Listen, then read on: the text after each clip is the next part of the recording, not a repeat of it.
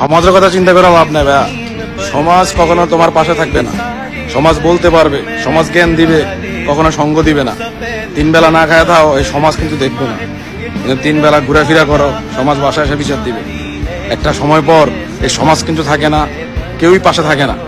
তোমার লাইফে তুমি বিল্ড আপ করতে হইব, তোমার সামনে তুমি খাড়াইতে হইব, উপরে তোমারই উঠতে হইব, কেউ পাশে থাকবো না। এইসব চিন্তা ভাবনা বাদ দাও। আর দুনিয়াতে সবচেয়ে বড় অভিজ্ঞতা যেটা রাখতে হয় সেটা হচ্ছে কথা এক কান দিয়ে ঢুকায় আরেক কান দিয়ে বাইর করার শক্তি। এটা যার আছে তার কষ্ট কম। আর যদি কথা হজম করতে না পারো, সবচেয়ে বেশি কষ্ট পাবা ভাই। এটা শিখো, এটা করো, এটাই ভালো হইব। মানুষের কথা হজম করতে পারলে দুনিয়াতে শান্তি।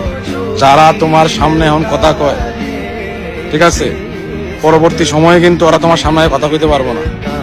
তুমি সমাজের চিন্তা বাদ দাও, মানুষের কথা এক কান দিয়ে ঢুকে আরেক কান দিয়ে ফালাই দাও, দেখবে সব ঠিক।